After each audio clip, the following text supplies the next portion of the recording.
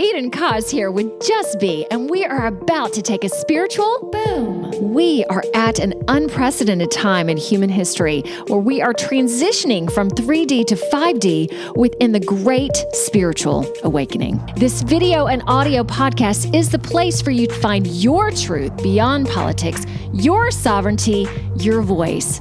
Let's kick up your vibration now. By the way, each episode ends with the Just Be practice to do just that. And as we begin the show, just to know a little bit more about me, I'm a soul realignment specialist, meditation master, and dimensional healer. Learn more, and there's merch also at EdenJustBe.com. Let's get this party started. Eden Just Be Spiritual Boom in association with the Grassroots Warrior Network, Aurora in California. Welcome. How you doing? Wonderful. Thank you so much for having me on your show. You are welcome. Do you go ahead and talking about your treadmill now versus after I formally introduce you? I think that's absolutely perfect because people often wonder when they first see a video what's going on with me.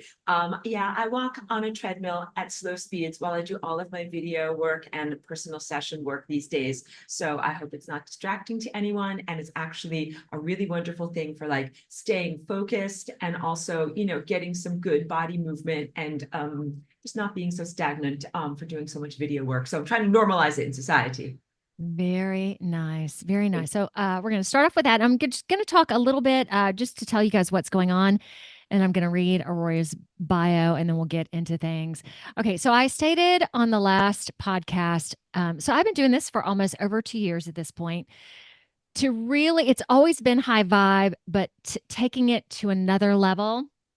And the Great Awakening right now, for some, showing a great polarity, and it's really coming down to the pipe in terms of our personal responsibility and what we're going to do with it, what we're going to start seeing, what we're going to be buying into. So it's really, I feel we've come to this point right now. Huge shift. Again, another huge shift. And for me personally, last week between now and today, or last episode and today, really good stuff for me. So, and I wanted to point out, so y'all know I have merch and you have merchandise too, or I'm very excited to talk about your clothing line. So this one that you see on front of you, Eat the Rich, it is not hashtag Eat the Rich. It is not left wing. It is not anarchist. It is not anti-capitalist. It means none of those things. For me, it just means that there is a 1% of the world is ruled by a certain class. So whether you tag on to them as very wealthy people, lizard people, you know, knowing there's so much more to this world. So that is why this is here. Yeah. So I love it. And I love how everything's being inverted too. I like taking a slogan that is very associated with and turning it into something, I don't know, this is not sweet. What's a good word, Roy? What am I trying? Just again, to have people acknowledge things. What were you thinking? I was thinking insouciant or maybe a little bit sassy. I think it's great to have an attitude of lightheartedness going through these times. And yeah, I'm with you on the idea of the huge imbalances, the hyper wealthy. Like, we're not just talking about someone who is a homeowner and who has a car. We're talking about people that are billionaires that are really not hardly even defined as human anymore, as they are largely infested with AI nanobots. Like, these aren't even real people anymore. I don't know if I dove in too much into the deep end in just saying that one statement. That is perfect. And it's really neat with my merchandise too, kind of walking the line between there's some that are very high vibe and then there's some to wear. And I feel this is important too, just to have people question. Maybe they don't even realize that anything is going on. So some of them are a little more controversial, yet I'm still every week I just kind of feel them out. I'm like, no, this is the way it should be right now. All right. You know, I also think slogans like that give you an opportunity to start conversations in public spaces that wouldn't happen otherwise. So it can just be a great jumping off point. Yes. And you know what's so great about this one, Aurora? I wore this last week and there was a woman who goes, oh, yes. And turns out we were on totally separate sides of the fence. Right. Yet it brought us together because she believed one thing, I believed something else, but we had a common ground on something. So it was so, Yeah. so neat. And that's where we are right now, too, is finding that common ground, raising questions. And when we feel strongly about a certain way, it's not, I'm going to jump this down your throat and tell, hey, have you thought of this or have you thought of that? And loving everybody, which is really hard to do, but it's good. Well Can I said. read your bio now? Please do. All right. Okay, because there are a lot of questions on this too, and I watched a video of you, so I have a lot of questions about that, but I want to know Good. even more. All I'm right, ready. so Aurora is a galactic walk-in, a cosmic waveform of intangible energy who came into human form in 2001 on a mission of education and to uplift.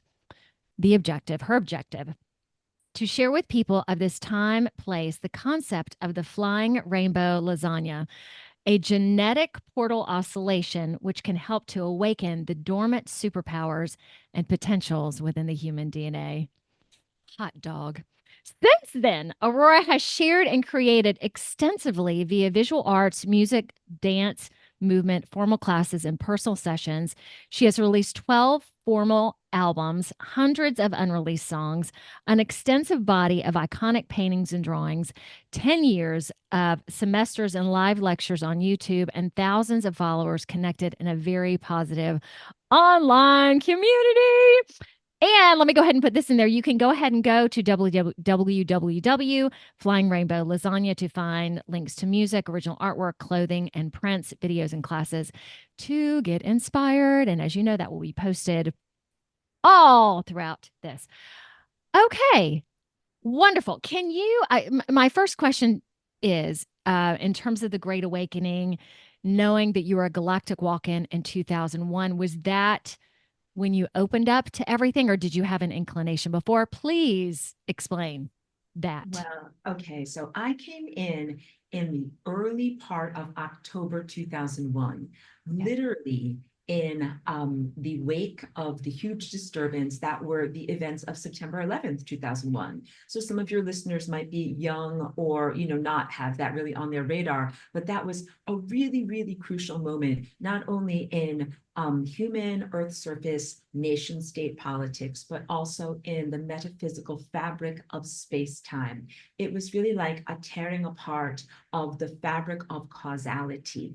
Causality means this thing over here happens because this thing happens over here. You could also describe it accurately with your mythological language as saying it was a dark magic spell. What happened on September 11th was a type of dark magic, and very literally, it was also a hypnosis or a mind control spell.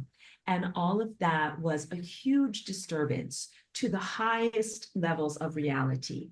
And so let me explain a little bit about my emanation, where I come from.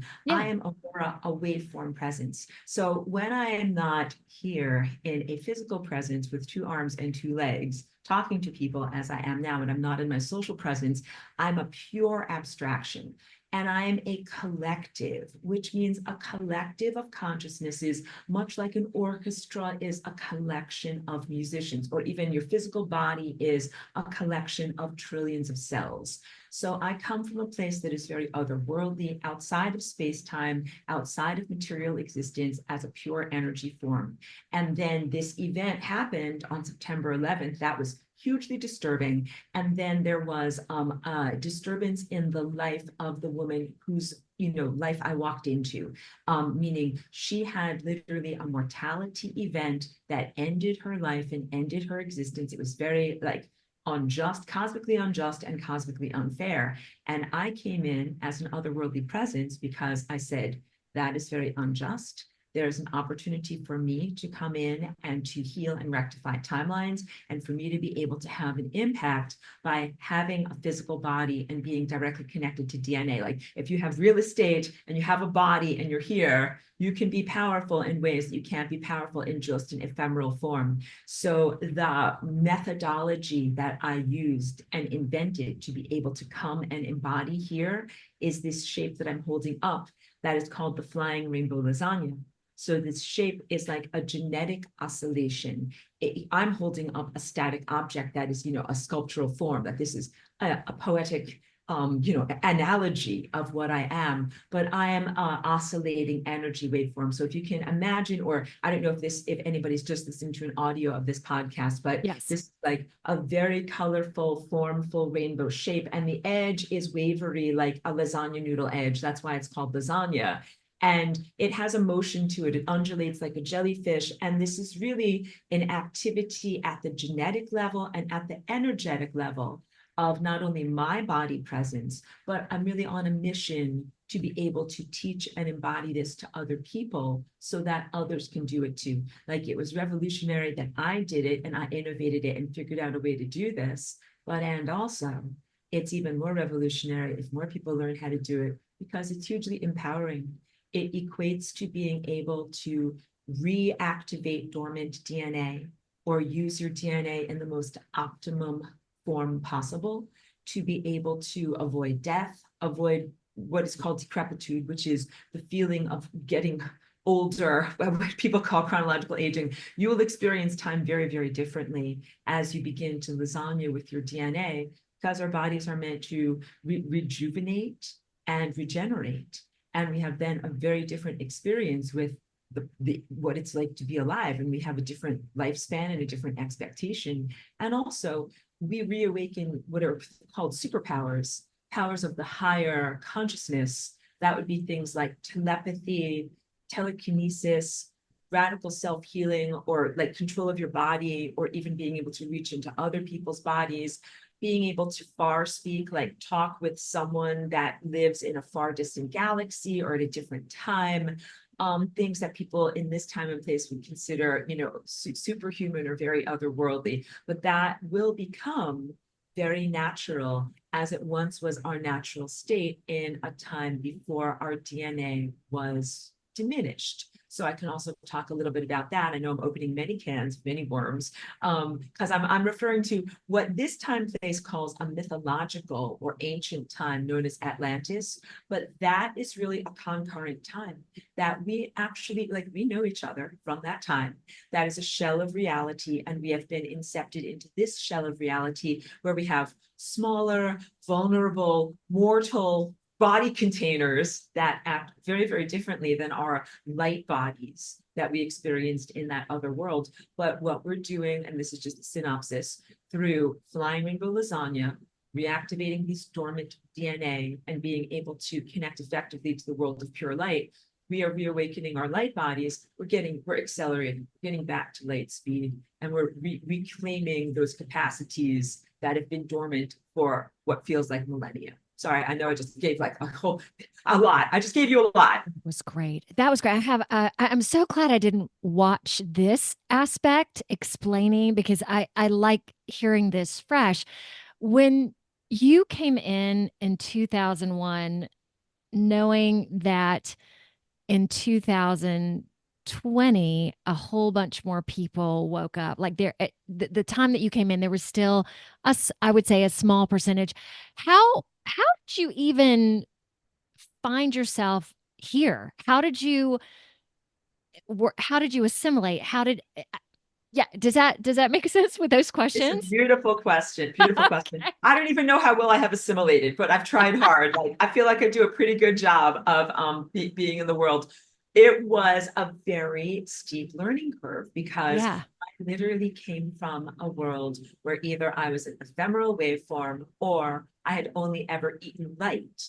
And I literally thought that I only thought that I was going to be here for a very brief amount of time. I thought I was just going to make a lasagna sculpture, give it to humanity, and that I would be eating light the whole entire time. All right. I know, like, sounds so ridiculous, but that was my expectation. And so the first couple of days that I was here, I just ate light. And I was like, I don't know what this is, but this is like, I feel like empty inside. I didn't know about eating physical food. So I had to even learn about the need for physical food in these bodies. And I worked for the first couple of years that I was here, really without integrating very much with human society, just doing a lot of artwork, a lot of notebooks, and developing this sculptural form, like externalizing what I knew internally. And I didn't really know anything about human society. Like, oh my goodness, I mean, wait, I should say this in a much more linear presentation because I'm jumping all over. So first of all, I came into this body, and this body had a lot of neurological damage, specifically brain damage, because that is what caused the mortality, the death of the woman who used to have this life. All right. Okay. So first I had to be dealing with how to heal and inhabit effectively a body that was neurologically damaged. So you guys see me now, it's 20 years later, and I'm doing great. Like clearly, like I walk on a treadmill, I talk, I gesture, I make artwork, I do all these things. But I had to set up a lot of alternative neural pathways to be able to do that in this body. So yeah, I didn't come here with that. And I want to just give you an opportunity to reply, because I know that I can kind of tell you have something to say. Oh, well, it's just amazing how not having a physical body before, how did you do that? It's very, very difficult because these physical bodies are so different. They function so differently than even what it was like from what I remember of being embodied in Atlantis. That world was very much more of a comfortable paradise. And our light bodies ran on literal pure sunlight. And we also had most expansive, elevated, safe, positive, comfortable existence. And coming here, like I had to learn, like, not only do you have to eat food, but that the food is kept in the food room, and you have to have magical pieces of paper to access the food room. And once I learned that, I was shocked actually. And when I saw the first person that was like a homeless person that was like on the sidewalk and sleeping there, and I was like, how can someone be treated so shabbily? Like I could not even comprehend that. Oh And man. I know. And then they couldn't go into the food room because they didn't have magical pieces of paper. All of that was a crushing education, that in just learning firsthand what this world is like. And I had to learn, so I had to learn about social iniquity that is, of course, normalized to many people that are listening, because you just consider that's just the way the world is. But I also had to learn about social dynamics and emotional dynamics. Like people lie, and I come from a place where there are no lies. Just do you know why? Because we can see with inner vision, and you can see a lie as clearly as anything. Like your shirt is blue, we can all see that. And if you said something like my shirt is red, we would be like, that is so obviously not true. It would almost be funny, but it wouldn't be funny if you thought you were actually doing something. And in this world, I had to learn that people lie and their words don't match their actions, and that they are actually achieving or accomplishing their goals in some ways. That they're other people. I also didn't know that other people here weren't all telepathic. And I tried to be telepathic with people, and I didn't get messages back. And I was like, okay, something is going wrong here. People aren't getting these messages and pictures from my mind. And then I learned, oh, everyone here is not telepathic, and people here lie. And I learned about all of these things that are, the dysfunctions and pathologies of this world. So that was as challenging as integrating my ephemeral form into a physical body and gaining control of the musculature and learning to articulate and speak. It was also very challenging to integrate with the dysfunctional, pardon me for saying it, human social It's dynamics true. of this time place. Yes. Yes. Yeah. And also, I did not have math skills, and I did not have good eyesight, because both of those areas of my brain had been very much disrupted in the brain damage of this body. So trying to navigate the world and not being able to, like, addition and subtraction and comprehension of commerce and money, I did not have those skills. I know. So Got that's pretty essential life skills that I did not have. So I okay. had to I learn but that I took many appreciate you go. years. I'm sure this is kind of basic that you discussed this a lot before, but I appreciate you going through all the steps because I still have more questions, but Yeah, please no, go on. ask away. Well, I am comfortable with this, and thank you for that. Yeah. okay, good. Because I think for my audience as well, just learning more details about this specifically is great. We are going to go into aging too, but this is really, really I'm so pleased to be having this conversation. When you entered into her body, did she have family and other relations that suddenly when you came to be, they were attached to you? What happened there? A beautiful question. And most people ask me about the biological family of the woman whose body I walked into. And it's a huge, like, complex relationship there. The answer is I was, quote unquote, out of the closet from the moment I came in. So different walk-ins have different experiences. I had full continuity of consciousness, knew exactly what had happened, remembered the whole thing, knew what I was here to do, like very much like on my mission and on my purpose, and also came from a world of total innocence where I had no sense of like, why would I hold back or not speak openly about anything? So the first thing I did was call up her biological family, tell them everything about what had happened, introduce myself and say who I was. And, there was like that, I faced a lot of rejection. That was not a socially appropriate thing to do. I had no idea what was socially appropriate, but also I needed medical care first up. And I didn't really like know how to ask for that either because, I'd had a brain injury. So it was coming in was a very complex situation, but the relationship with her family has developed over 20 years from initial disbelief to some rejection, concern about psychiatric disorder. And I always say this, and I always mean it. There's nothing wrong with having a psychiatric disorder. And like, I'm loving and non-judgmental of people who are going through that. But it was important for me to distinguish myself and to say, that is not what I'm going through. And so, I did actually a lot of my paintings and a lot of my very math-oriented diagrams specifically to demonstrate that I did not have a psychiatric disorder, but I did need medical care because I had epilepsy from brain damage. So it was important for me to be able to learn how to access the medical system and then eventually become more articulate about my experience and what I had been through, really to kind of safeguard myself from misinterpretation. And then I still felt like I had a lot to prove to her family because they really had not comprehended me a lot. But I kept the door open. And then the answer is like, it took 18 or 20 years, but now I have a good relationship with them. So, if they watched this video, they would be like, yep, I think that's pretty accurate, went through a whole arc and everything. So, and I think that it's a good application. I'm sure that you have questions and comments, but I'll say it's a life application that can apply to people who aren't a walk-in. If you have a difficult relationship with family, and I recognize that that is something for people who aren't walk-ins as well, keep the door open. Like, I kept my integrity, I stayed true to who I was, I kept on my life path, and I went in positive directions. But I kept the door open where I was like, okay, like, these guys don't get me, but I'm going to keep talking with them. Okay, they still don't get me, but I'm going to keep talking with them. I'm not going to let them diminish my life, but I'm going to keep on talking with them.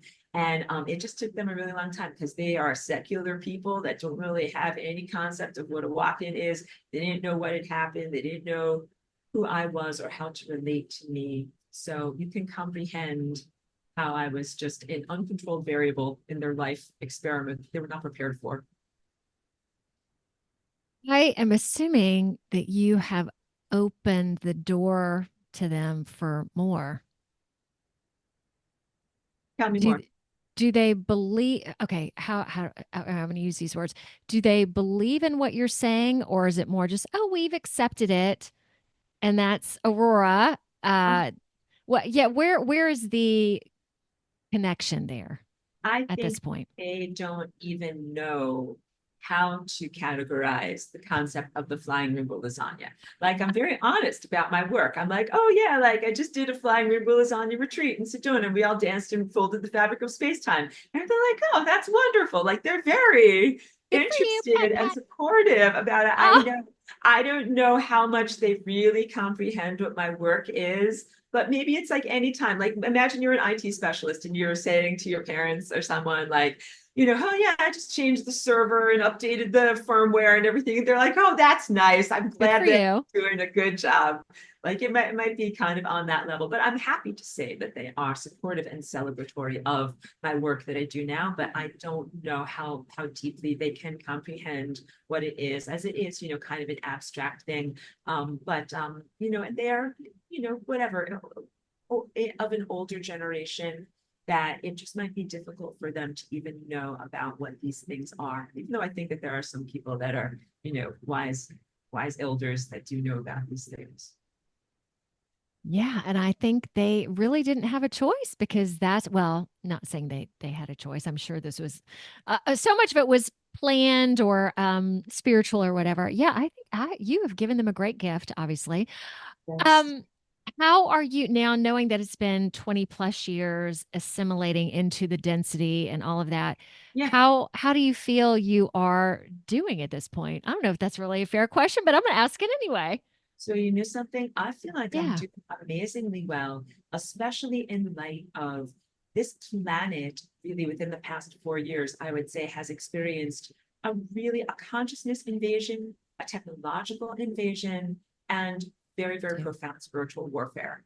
And when I Yeah. first came here 20 years ago, I did not really think like I'm going to be diving headfirst into this level of like good versus evil spiritual warfare. I really, and to categorize also who I am on a cosmic level. Yeah. So, as this otherworldly impulse, I've traveled to many worlds.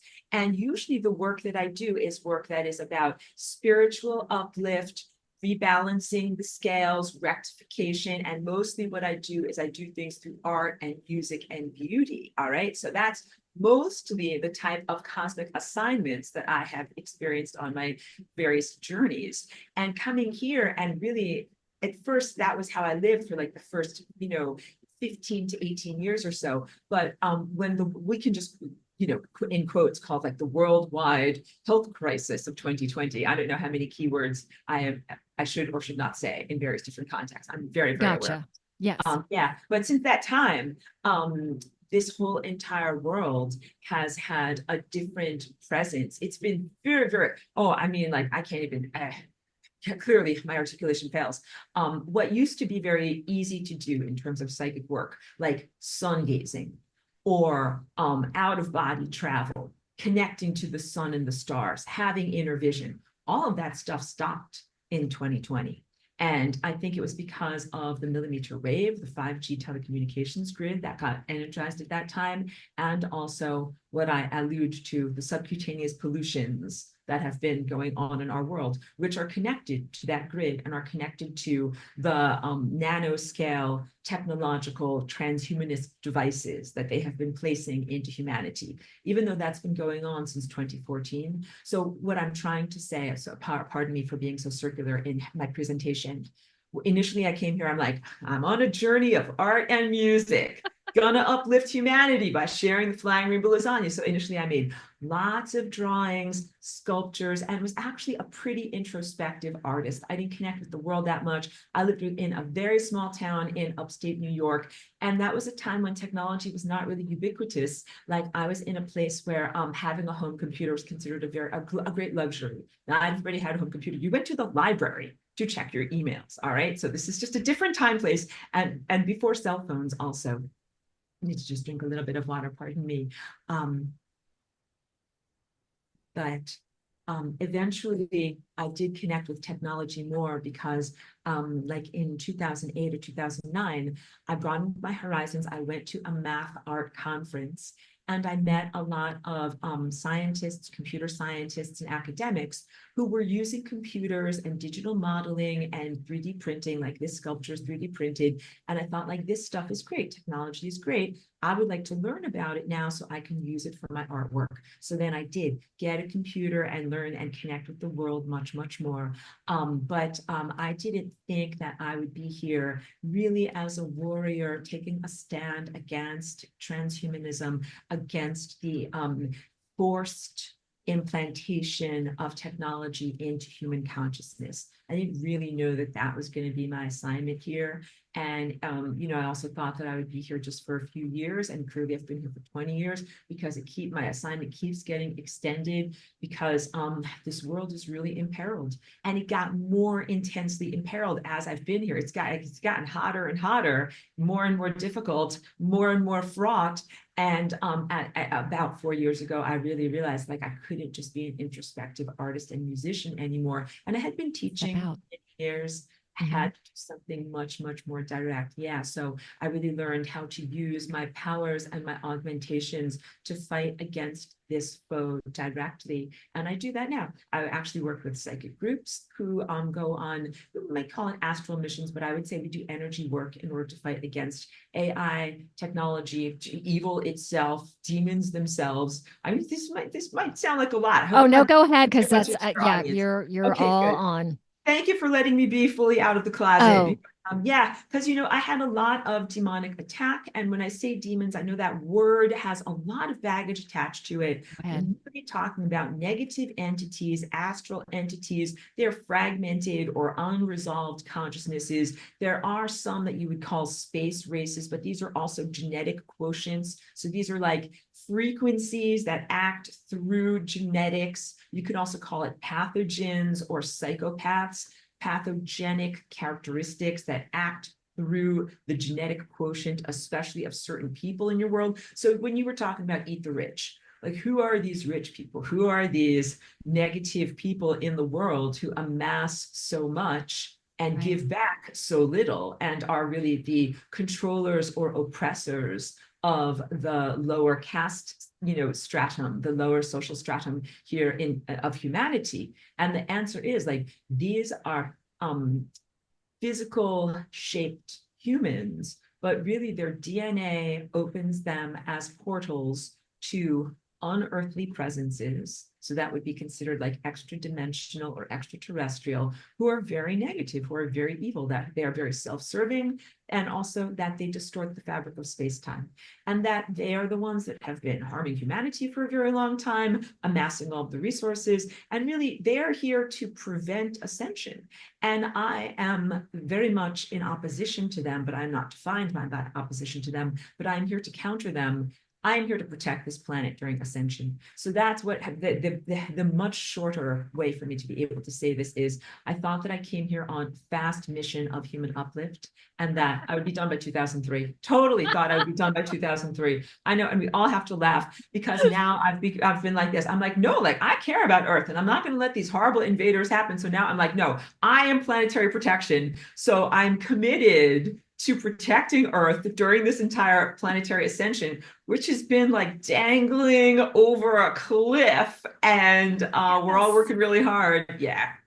Yeah, so even as a galactical presence, as a human presence, I'm doing, working on that as well. It is challenging. It is, and I thank you so much for being here and assisting because it is, from what I understand, this is centuries in the making too. I mean, this is finally as we continue to ascend, this doesn't only have an earthly implication, but a galactical implication. I mean, it's so, I don't want to say so big, but the Great Awakening, it is great. It is great. So It what, is so big. yeah. So what do you find as one of the most challenging things that you're working on, that you're attempting to assist with? I think that since the nanoscale technology has invaded the human biological cellular form, and it's really in the central nervous system and in people's eyesight and pineal gland, the most difficult thing is that people are being faced with illusions and false sensations, even while we're trying to do this ascension, which is about aligning with pure truth and like the divine light of, the highest, whatever divine presence. So we're trying to align with pure truth, but being faced with a lot of illusions. And the illusions can be distracting, and they can dilute the experience of being here. And they can also be sometimes very perilous. Again, like Wile E. Coyote, there's an illusory road and you think that you're going to go there, and then it turns out to be a brick wall or edge of a cliff. That is a dangerous illusion. So I think AI is a dangerous illusion.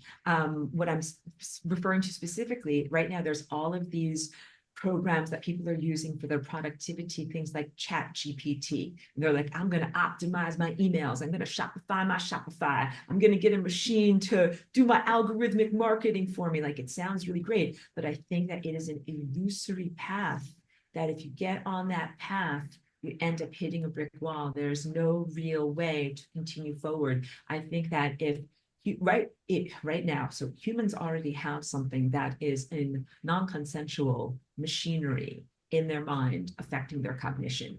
And then if you also align with externalized software and hardware programs that begin to perform complex cognitive tasks for you and you become reliant upon them, you lose your humanity, you lose your volition, you lose your free will, you become totally a slave to technology.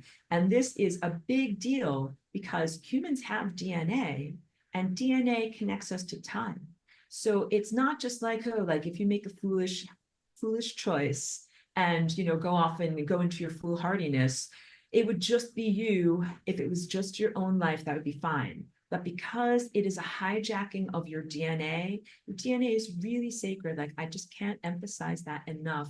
It's your connection to God and your connection to time. So what really propels us through each moment and sculpts the experience of each moment is the wild dance of our DNA, that your DNA is always making all these complex patterns and it's vibrating and oscillating and it kind of like crochets itself together and it uncrochets itself. It does all these amazing stuff. That's the essence of what the Flying Rainbow Lasagne dance is. It is a innovative way to crochet your DNA so that way you can do a lot more and have an extra dimension than you would have available to you. But all of this activity of DNA connects to time. So if you hijack a DNA vehicle, a DNA body, it means you can hijack time, you can hack time. This is what this AI is trying to do. It can't access time directly because it is not wholesome. So it doesn't have a body, so it can't actually do it directly. So it's like, okay, I'll get some of those containers that can do it directly and I'll hijack them. So ascension is when we create time directly, when we manifest our internal state as our external reality. It's literally making things happen with our mind.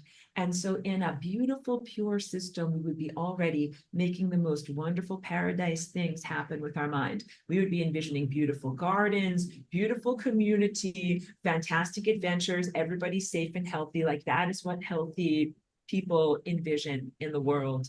But there's this hijacking of DNA and of imagination and influence that is negative. It is psychopathological. That means mind disease. And the mind disease are these really harmful thoughts that are not innate to humanity, that are really invader thoughts. So I've heard interesting descriptions of them. Some people are using the word wetiko. I'm just looking for something that people can relate to what I'm talking about, because I'm not advocating or endorsing any of these other things.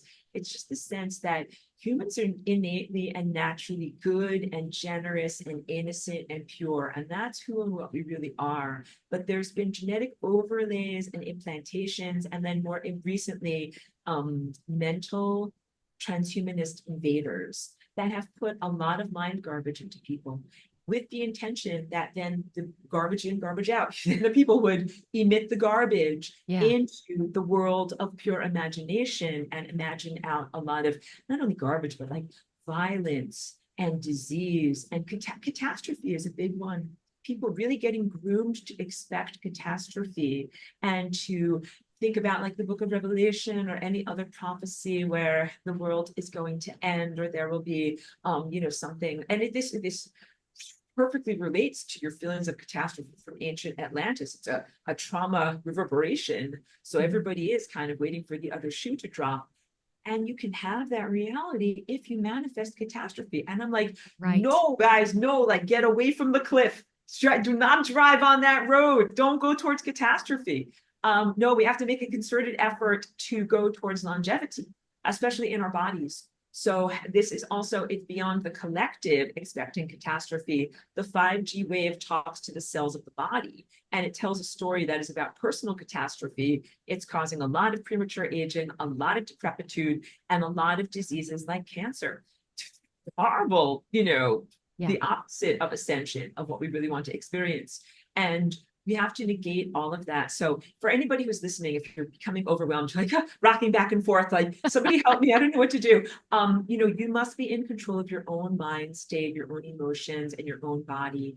and not listen to the stories that are being told to your body. Tell your body a better story. That is something that is within each one of our control, to be able to talk to your body and say, thank you, body. I love you. We are not going to die in a nuclear conflagration. We are not going to dry up like a raisin. We're not going to get cancer. We're not going to fall off the edge of a cliff. We're going to stay alive and healthy, and we are going to rejuvenate and even regain all of our superpowers and create a beautiful paradise on Earth. Tell your body that story instead. Okay, so let's talk about aging. I believe that it's so much of a paradigm that we've bought into, that so much of it is lies. Yeah, can you give us your interpretation of that? I'm so pleased to talk about this because a major aspect of the rearrangement of DNA that happens with Flying Rainbow Lasagne is regarding aging. So aging, as people under comprehend it and experience it right now, is really decrepitude, meaning that as you move through time, people are expecting their body to look worse and function less.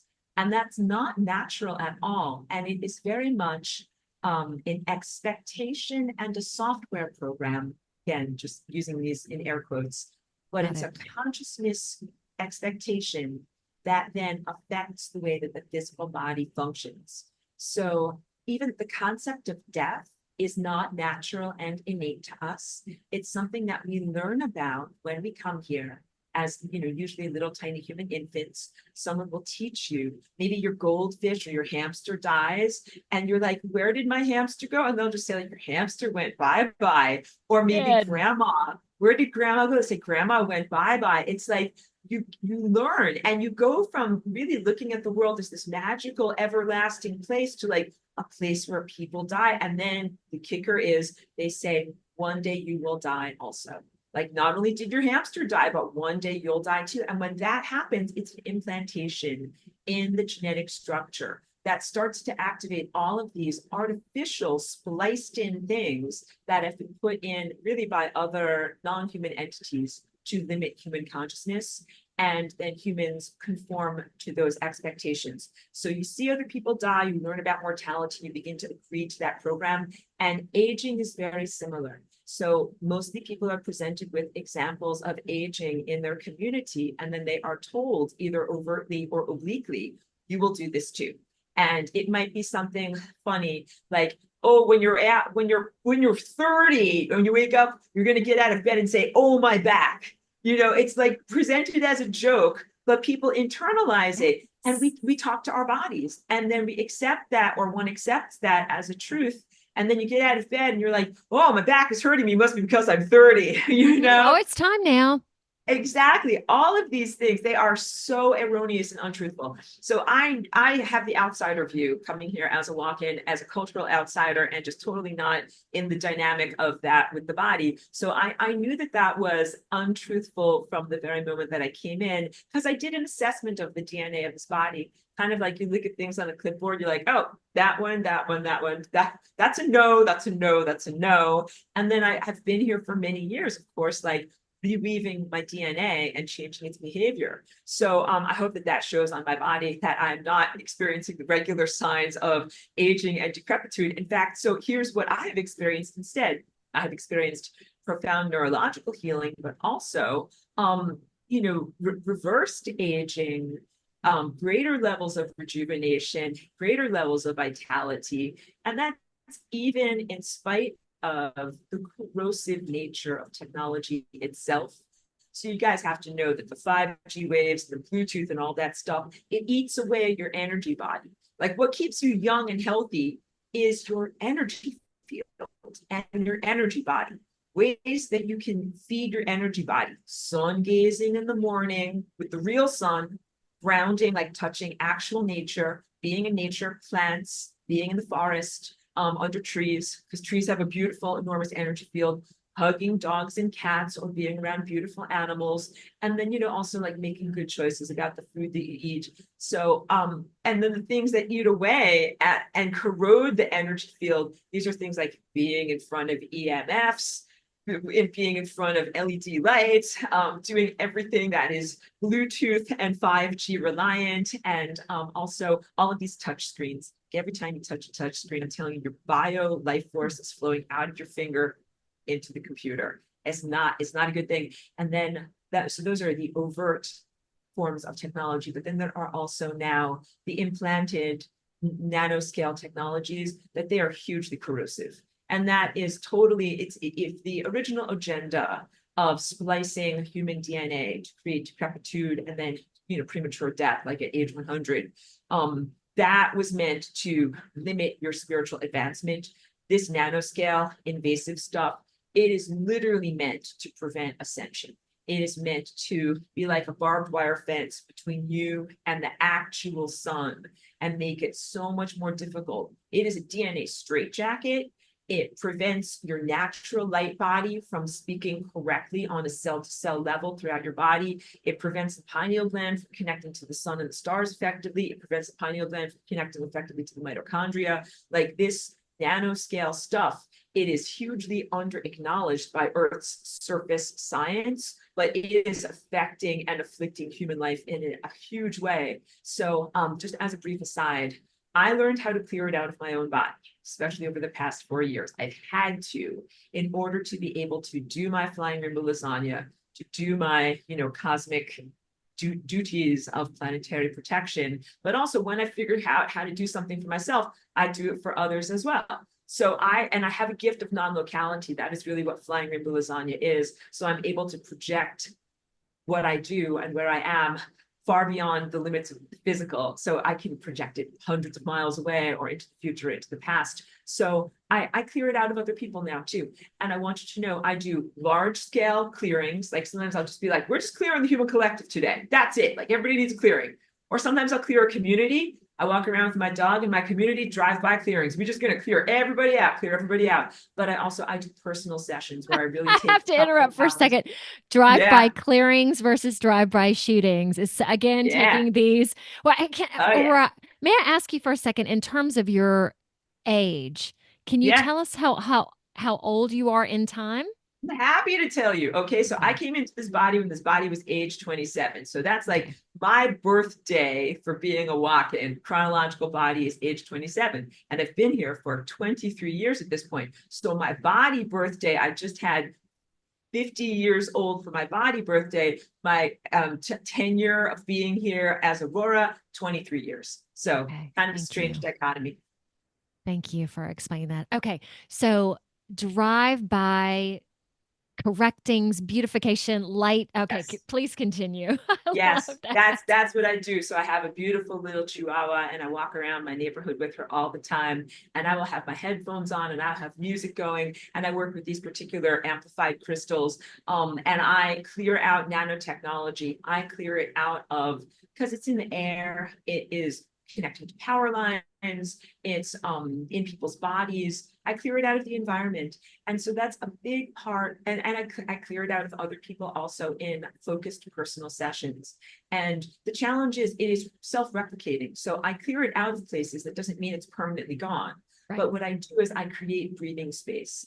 And that definitely helps in all of these efforts that are going on, because I am one of many people that are here working for planetary ascension. So when I do my job and I create an umbrella and a protective energy field, and when I clear out this nanotech, and let's say we get 15 minutes of freedom, then that means everybody, it's go time for 15 minutes, like do your most magical stuff before this stuff kind of creeps on in. Or sometimes we have a longer window. And that it's a big part, like really of the recognition. I'm here as part of a concerted effort, meaning like a symphony or an orchestration of many beings who are here to do planetary uplift. Yeah, so I do my job and do as much of the removal and diminishment of the nanotech that I can.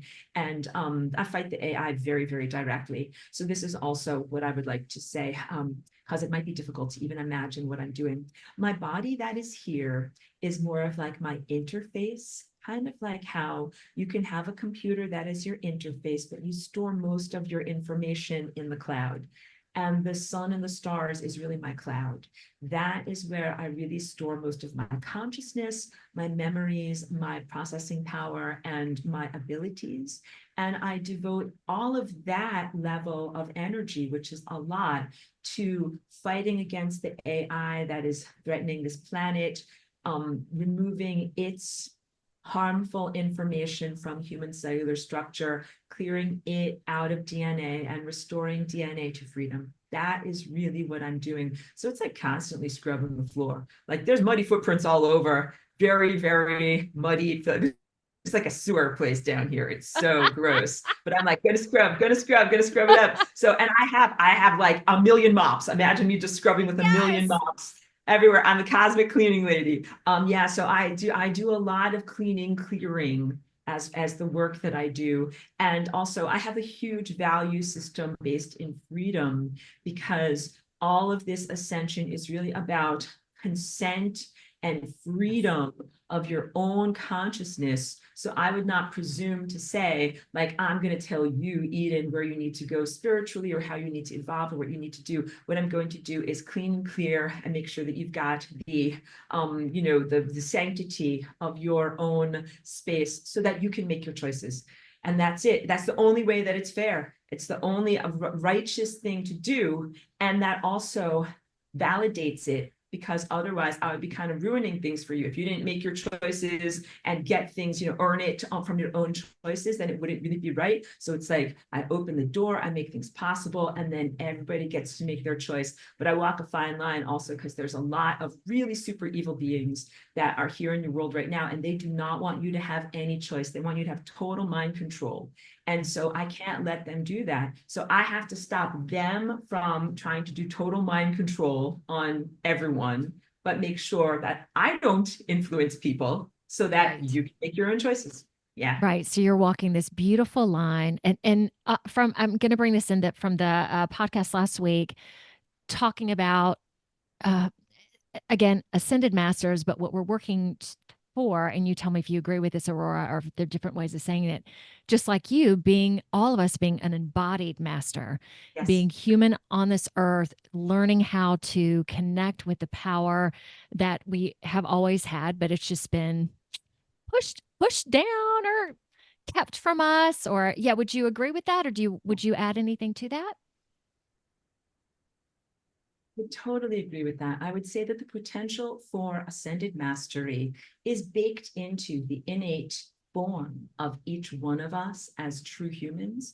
But I also have to make a distinction when I say that, I'm addressing the people that are in your audience, the good people that are here that are listening. There are in this world people that are, I would call them like psychopaths or just fully demonically possessed. And I would not address that statement to them. So this is big, because I can't just make blanket statements. This world that we're in, it's not even a one-room schoolhouse. Like there's some people that are really students that are trying to learn and grow. Their ascension is baked in. It's inevitable, right? Like as long as you just keep trying to learn, grow, recognize your mistakes, evolve, then you will eventually return to light speed.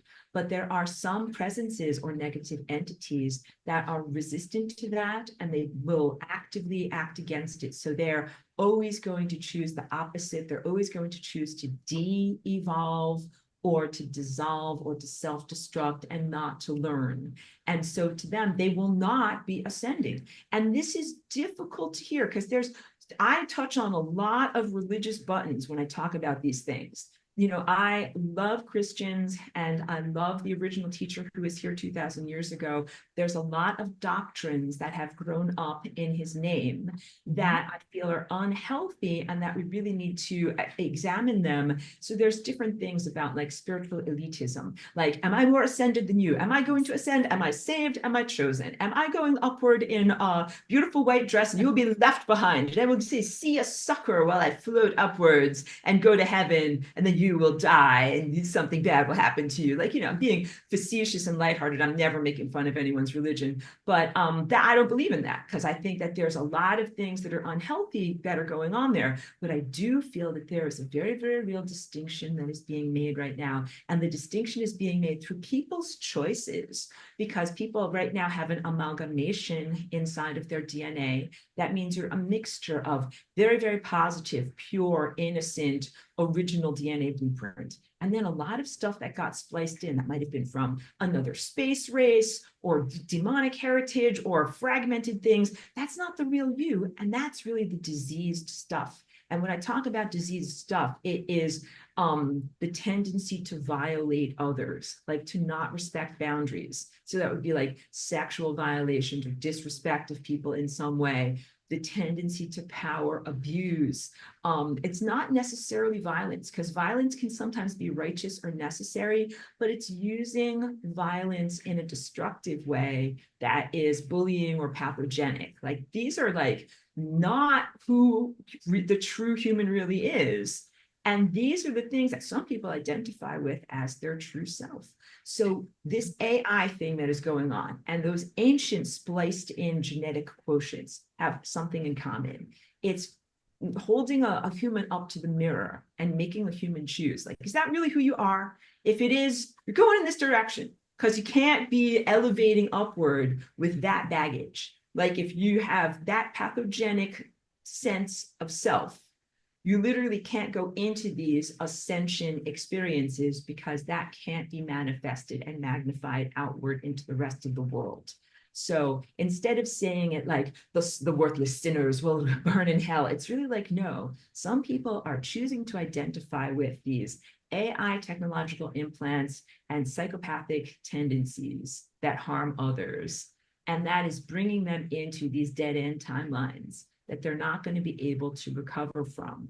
And so what that means is they're saying to AI, this is them. I'm talking as them. AI, please come inside of me. I'm a small person. I feel very weak and powerless. I would like to feel more powerful. Come inside of my brain, put a bunch of neural implants in my brain, augment my telepathy. I'm going to use my mind to be mean to all of these other people that are trying to do their spiritual work. And I also want a lot of money. That's kind of like from the Matrix. Like, yeah, and give me a lot of money too. All right. That too. And also, does that sound like anyone that you might know in the world? Like, that sounds like a couple of these, you know, millionaire, billionaire people that you might know.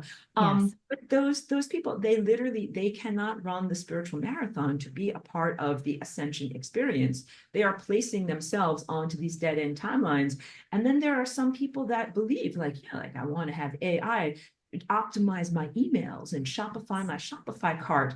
And they don't recognize that they're going over the cliff too, because it aligns them with that value system and with that technological infrastructure. So it's a slippery slope that I really want to warn everyone about. We really don't want not only AI, you know, to run your marketing business, but you don't want quantum financial system. This QFS is another catchphrase that's been spoken about in the world of truth seekers and, you know, spiritual attainment seekers. And I think it's a really corrosive concept. It's kind of like universal basic income, but from a quantum computer who is perceived as being wise and all-knowing, like the Wizard of Oz. But I think that it's such folly to expect a computer to be wise and all-knowing and to be benevolent and to know, like Santa, whether you've been naughty or nice, and that you should have money or not have money, have rewards or not have rewards. And then also that it would actually disseminate those funds fairly.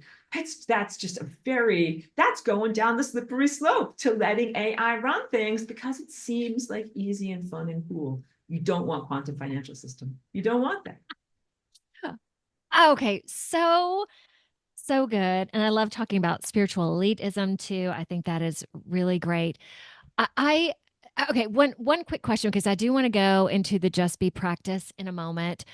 Just something you can give our audience that will help ascend, help you know, keep the high vibe going. Yet your clothing and your merchandise, I'm assuming, all has a high vibe component to it. Yeah, can you tell us just quickly about that? Yes. So I know my studio lighting is not that great right now, but I do all of these paintings by hand. Okay. And it's been my practice, and really like a deep meditation practice, for over 15 years. So everything is drawn by hand with simple tools, not computer generated. And it is really about bringing in this harmonic information that is from the highest level of intelligence that I can bring to humanity. But my originals, like, since they can take a year to paint one painting, I really don't sell them. Like, they're very dear to me. And I, want to be able to display them as a cohesive whole. So what I started doing a long time ago in 2017 was to transform my original paintings into fabrics that are very wearable and affordable and things that people can put in their homes. So you can be surrounded by these concepts and these calibrations, even if can't afford an original piece, right? So I'm trying to recalibrate how we experience art in our world. So I have it on my website. I just want to make sure people know Lasagne is spelled with an E on the end, LASAGNE.com. And yeah, you can find like the dress that I'm wearing and lots of other wonderful, very affordable, so I'm very aware of cultural stuff about sizes and sizing. My sizing is inclusive. I want you to know I did this purposefully when I developed a clothing line. It goes from extra small to like 3XL. And it's meant to be something, there's going to be something that makes everybody of every different size and shape look and feel great. And I have wonderful scarves and homewares too. So this is a way for me to be able to kind of like bring this art into the world. And also, like when I was talking about your shirt, might start a conversation somewhere. Conversation, exactly. Always wear my clothing, and I always wear a little something lasagna, and I always talk about this with people because it's an opportunity to talk about this is really a concept of personal empowerment and like the response, the free will response to all of the, I know I talked about a lot of very difficult topics today that can make a person feel small and powerless. You're not small, you're definitely not powerless. So I want people to know that this exists. And then also I teach a lot about it. I would say that's my real, deep love and passion beyond artwork and my music, because, I love just expressing myself. But I have a weekly class where I teach all about the intellectual concepts that are behind the lasagna so that people can embody it, because it is a dance that I also share as like a dance group on Tuesdays. We do it via Zoom. And also I have an upcoming, it's like just at the deadline to sign up, but I have an upcoming retreat that is an in-person retreat for dance. It's going to be in Sedona. It's going to be amazing. So wait, I know I'm too fragmented because I'm too excited, but so when we meet in person, we literally transform the fabric of space-time. So last time we danced was in May when there were the literal auroras all going through the sky and tons of beautiful rainbow lights, and we improved the fabric of reality. So we are on a mission to do that again. So all that you need to know about this dance is that it is not just a decorative or athletic dance like ballet, which is beautiful. It is a powerful dance of your DNA that transforms reality structures and events. So learning to do this dance is really about learning how to do manifestation or ascension, or how to fly with the sun, how to do these higher dimensional acrobatics. So I teach my class so that people know intellectually what we are doing when we do the actual dance.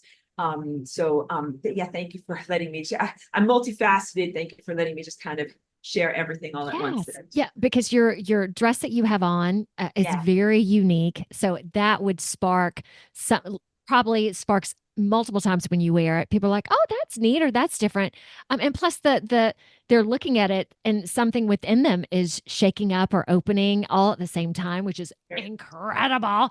Okay. Yes. Aurora, I think again, you have so much that you are doing here. I am so for me. Thank you so much. All right, can we go ahead and go into the practice? What would you do for us today? Just be practice. I would like to begin with how to sungaze, because everything that I do is really based on solar connection. And sun gazing is an art form, even as it is a natural innate part of your body that you just might need to be reminded of. So sun gazing is an active form of ingesting the sun. It's not the same as laying out on a beach, which I'm sure everybody loves. Like, you just kind of lay down and let the sun cascade upon you. Sun gazing is best done right as the sun is coming up in the morning or at the end of the day when the sun is going down.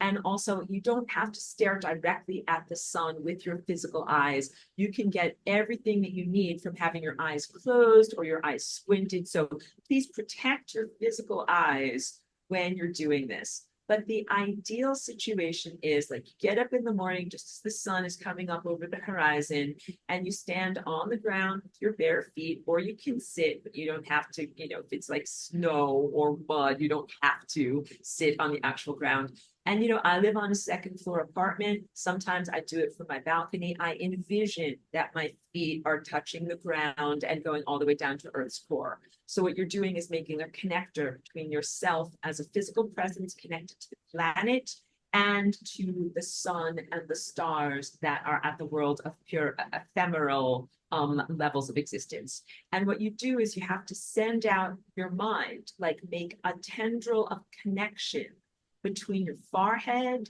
and the sun. And it's a activation of your light body. It's an innate aspect of who you are. So when I talk about your attention, anytime you're focusing your attention or attending to something, you're putting this tendril on it. So you attend to the sun. You send your mind out to the solar disk, and then you have to put your tongue on the roof of your mouth. Breathe inward through your sinuses and up above your eyes, up above your eyebrows, and really, in an exaggerated way, draw that energy in with your breath. And also, you want to draw it into your lower abdomen, right below your belly button area. Like you're envisioning that you are gently drawing it into you, breathing it in and swallowing it down. And you do this several times until you feel that your body and your torso is filling up with light. And at a certain point, your head and your chin will tilt upward like a sunflower. And you will just naturally tilt your face upward to the sun and kind of make a full connection, shoot that energy back to the sun. So basically, you're getting the energy from the sun and the earth, having it come inside of you fully, and then completing that circuit. So it might take several breaths or inhalations for you to reach that moment, and then you cycle again. So although we might be inside of a physical building, you don't have to be limited. Your mind can traverse the mortar around you. You can get out of your prison. So send your mind to where the sun is. And I'm going to go nonverbal so I can have my tongue in the roof of my mouth. And we're going to do this. Okay. So I'm going to breathe in that energy.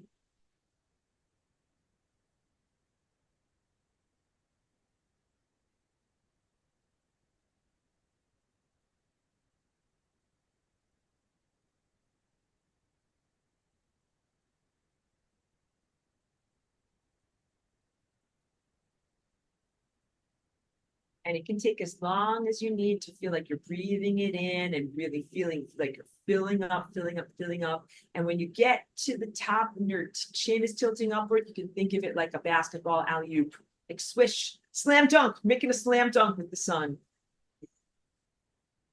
Awesome. Okay. And would you recommend, okay, so sunrise and sunset, is there a certain, like, just to put a time out there, hey, maybe 5 minutes or until you feel full, or what would you suggest? Yes, you feel a sense of fulfillment. So if Fulfillment. you are connecting with the sun, just like getting a tan, start off with just a few minutes and not that Okay. much time. So that way you don't get burned to a crisp and your tolerance grows the more that you are exposed to the sun.